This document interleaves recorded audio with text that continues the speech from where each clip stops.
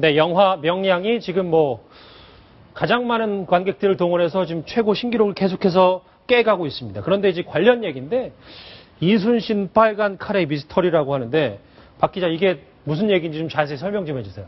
네, 지금 실제 그 명량에서처럼 이순신 장군이 임진왜란 때 사용한 그 칼, 지금 현충사에 있습니다. 예. 충남 아산 현충사에 보관이 되어 있는데요. 이 칼은 1594년 4월에 제작이 됐고 현재 보물 326호로 지정이 되어 있습니다. 저 칼이죠, 지금? 네, 저 칼입니다. 굉장히 깁니다. 길이가 197.5cm에 달합니다. 거의 뭐 2m에 가깝네요. 네, 이순신 장군이 워낙 거구였기 때문에 이렇게 큰 칼을 사용했던 것 같습니다. 하지만 문제는 이 칼에 보시면 이 홈 부분에 붉은색이 있습니다. 보이시죠? 이 붉은색이 있는데 이 붉은색이 예전에 그런 도장 기법으로 칠해진 것이다. 이렇게 현충사에선 밝혀왔는데요. 예. 이게 그게 아니라 페인트라는 사실이 밝혀졌습니다. 아니 400년도 더 된 칼에 페인트가 말이 됩니까? 말이 안 되죠. 예. 그래서 이 시민단체가 처음에 이 부분에 대해서 제기를 했고요. 어떻게 이게 페인트가 여기 있을 수가 있냐 이렇게 얘기를 했고 현충사는 인정을 했습니다. 2011년에 성분 조사를 해봤더니 1970년대 칠해진 페인트다. 그걸로 판명이 났다. 이렇게 얘기를 한 겁니다. 결국 이 칼을 아무도 제대로 관리하지 않았고 또 상태도 점검하지 않았다는 겁니다. 70년대 누가 입으로 지금 페인트를 칠한 게 됐으니까요. 그래서 이 부분에 대해서 과연 누가 어떻게 관리를 했길래 이런 일이 생겼냐. 오히려 현충사가 이걸 좀 방치한 것 아니냐. 이런 지금 비판이 나오고 있고요. 현충사는 이에 대해서 최대한 빨리 제거를 하겠다. 이런 입장을 밝혔습니다. 근데 저걸 뭐 이게 쉽게 제거해도 또 문제가 될 거고 지금 40년 전에 누가 페인트를 덧입혔는지도 모르는 거 아닙니까? 전혀 모르고 있는 상황입니다. 참, 문제는 현충사가 이걸 또 2011년에 알고 있었다는 겁니다. 근데 전혀 이에 대해서는 이후에 조치를 취하지 않고 그냥 놔둔 거죠.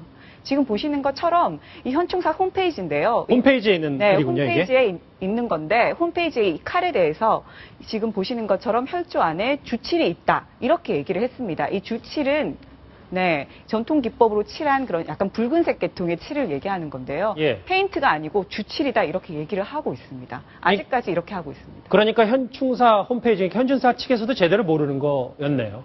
알고는 있었지만 전혀 고치지 않은 것이죠. 다시 저기 고쳐서 좀 이제 페인트를 벗겨내고 뭐 제대로 전통 기법의 주치를 썼어야 되는데. 네, 그렇습니다. 지금 뭐 사실 명량이 큰 인기를 모으다 보니까 이 뭐 칼 얘기도 나오고 있고 페인트를 40년 전에 덧입혔네 마네 뭐 이런 얘기도 나오고 있는데 보니까 지금 뭐 이순신 장군 얘기를 하다 보니까 500원권 화폐도 있었고 뭐 이 광화문에 지금 앞에 있는 이순신 장군 동상에 대해서도 뭐 여러 논란이 있다면서요.